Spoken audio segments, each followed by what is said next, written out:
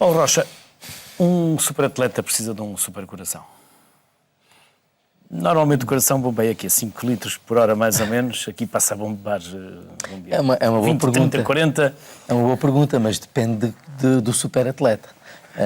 E o desporto, como sabe, tem uma variedade de exigências fisiológicas e psicológicas e motoras ampla. E, portanto, se estivermos a falar em modalidades onde a dimensão do impacto do esforço físico é menos elevada, o coração não tem as adaptações que tem um coração de um maratonista ou de um triatleta ou de um praticante de desportos, futebol ou de outra ou natação ou coisa que valha.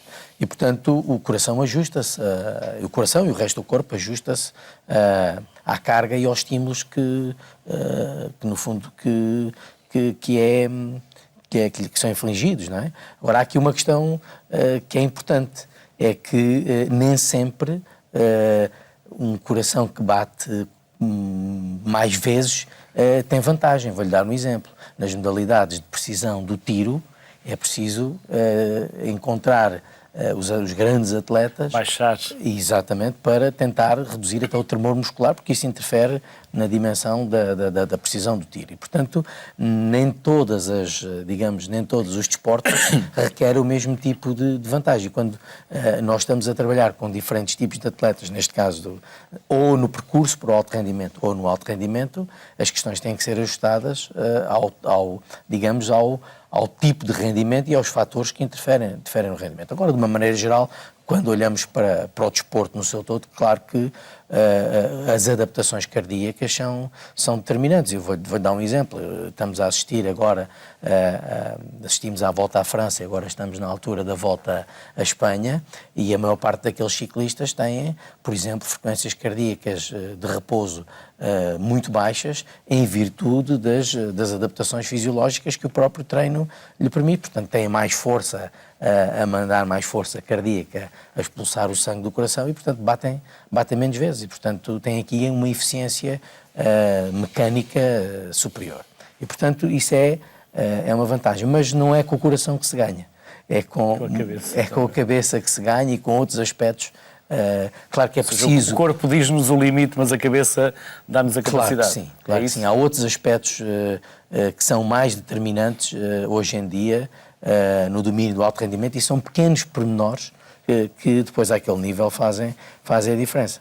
Isso hoje em dia é perfeitamente claro. Mas claro que o coração é uma questão determinante e as adaptações... Sabe que é importante ter uma boa máquina que bombeie, mas é preciso ter alguém que aproveite aquilo que é bombeado. E quem aproveita aquilo que é bombeado é o músculo. E, portanto, não chega só a ter uma boa máquina, mas é preciso que o músculo seja capaz de utilizar aquilo que lá chega. Só a este propósito dava-lhe aqui um exemplo que nos últimos anos, talvez na última década, tem crescido muita investigação científica, sobretudo pelos grupos nórdicos, que olham para o músculo já numa perspectiva diferente que nós olhávamos há 20 anos atrás. Há 20 anos olhávamos para o músculo numa perspectiva em que o músculo era um efetor. Ou seja, o cérebro dá-lhe uma ordem e os músculos reagem e, portanto, acontece o movimento ou acontece o que quer que seja. Mas nos últimos anos temos chegado, até por uma investigação muito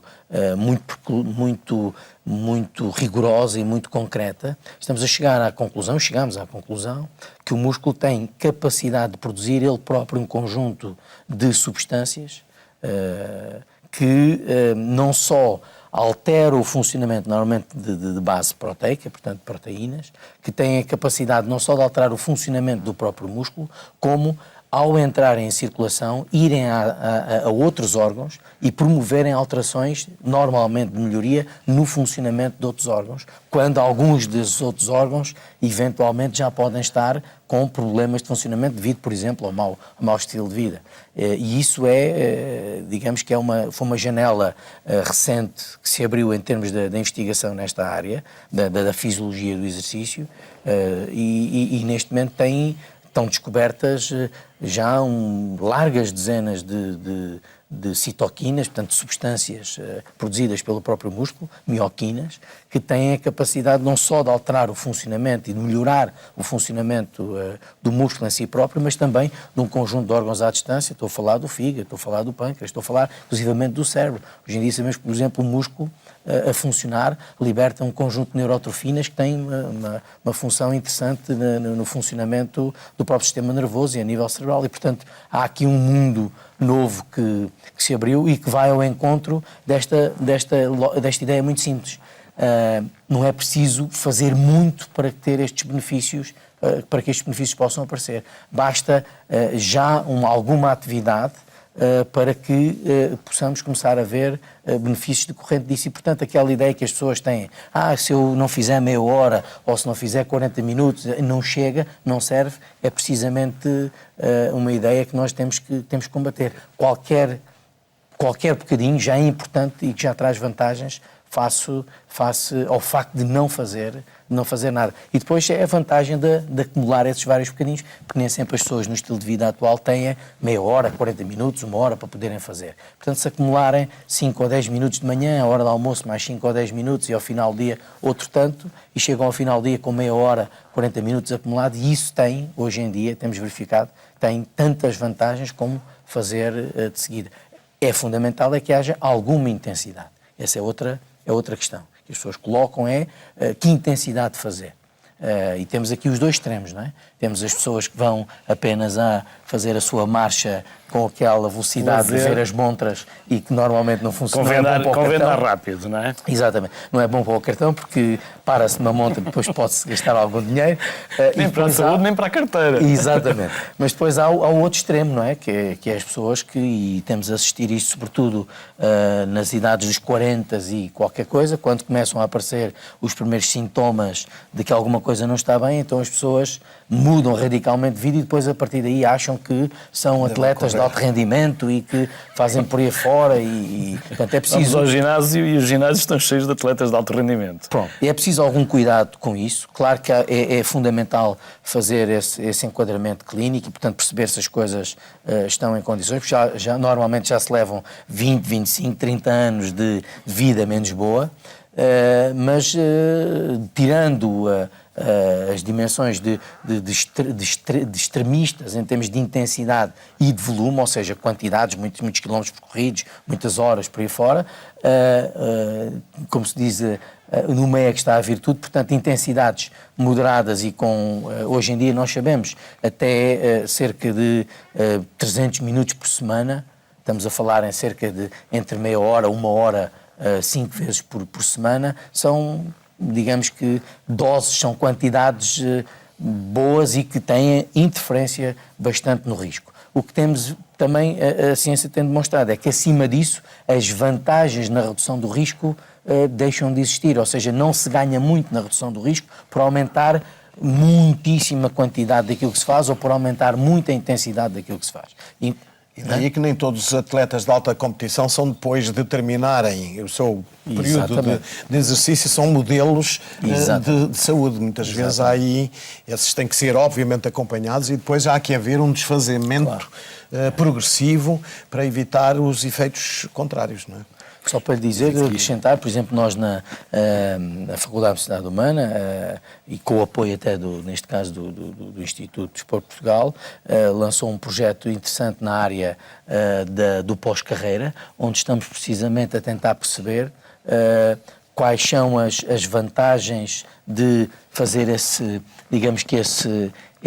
retorno à calma, digamos, a transição para a vida não atlética, digamos assim, não desportiva de alto rendimento, porque de facto é um aspecto relevante e temos tido uma boa resposta da parte dos ex-atletas de alto rendimento, que muitas vezes depois param completamente e o que é inevitável é o ganho de peso, o reganho de peso e, portanto, a adoção de um conjunto de hábitos que até na altura alguns eventualmente até fumavam, outros não fumavam, mas depois começam a alterar os seus hábitos e portanto, há aqui um trabalho também importante a fazer nessa matéria e nós estamos empenhados nesse trabalho, e não há muito na Europa, curiosamente, a ser feito sobre isto, não é?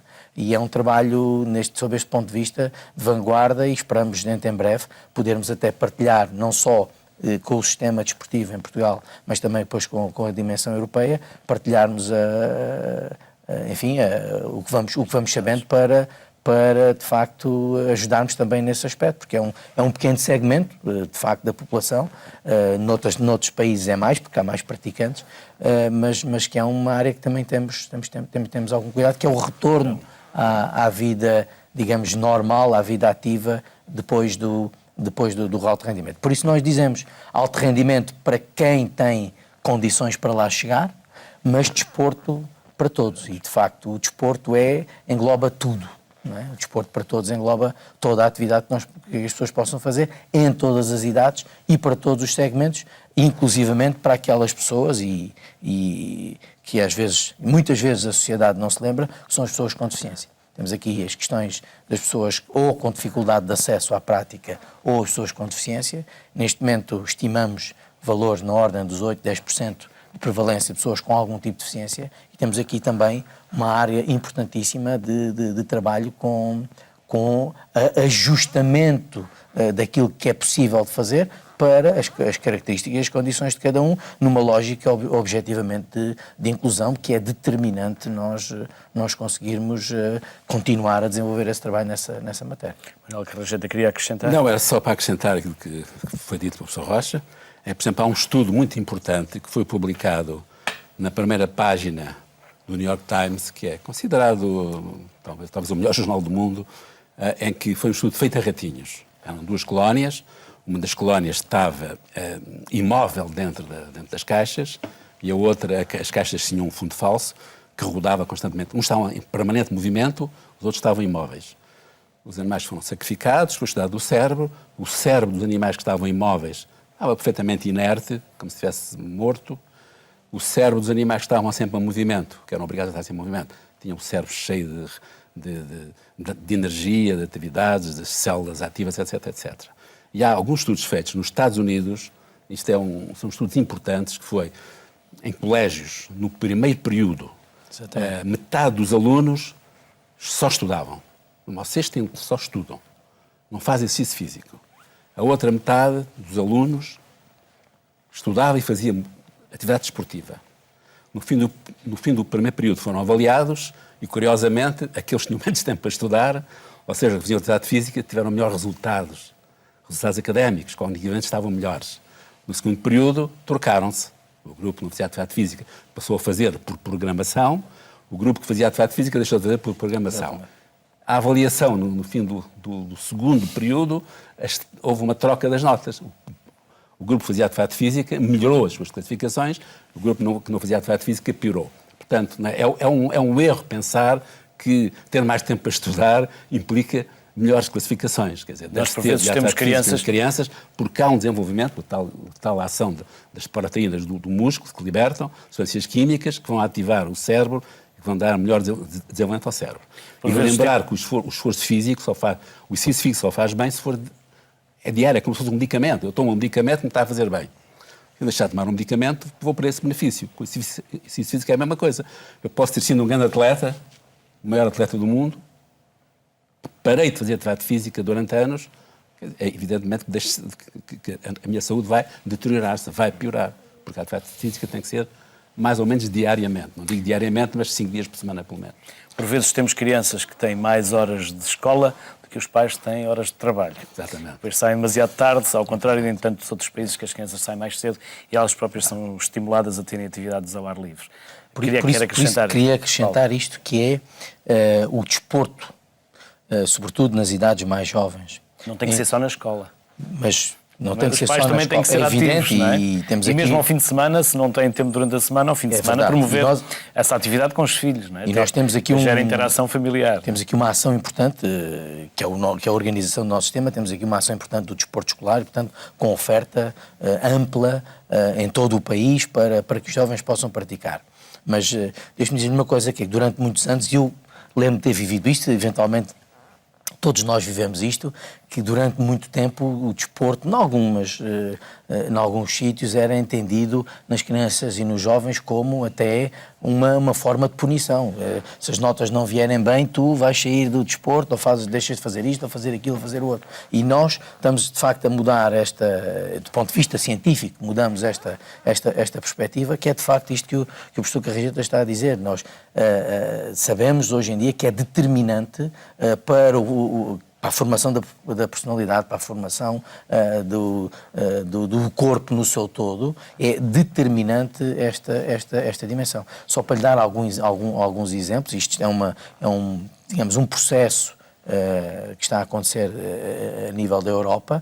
Já são alguns os países, por exemplo, que aumentaram substancialmente a carga horária, quer no currículo informal, portanto depois das aulas, para que as crianças tenham pelo menos 1 hora de atividade física desportiva todos os dias da semana. Portanto, vários países estão a fazer isso, alguns países nórdicos já estão, alguns países do leste também estão, e é uma tendência que esperamos que, do ponto de vista global, venha a acontecer, porque de facto é preciso combater não só esta dimensão daquilo que é o sedentarismo e o tempo de screen, aquilo que se chama hoje em dia os telefones, o computador, a televisão, mas sobretudo aquilo que são a possibilidade de até promover a educação via a atividade. Hoje em dia há países que têm aulas ativas e aulas de outras matérias a decorrer simultaneamente em conjunto com movimento e com exercício. Portanto, há muita coisa para fazer sob este ponto de vista,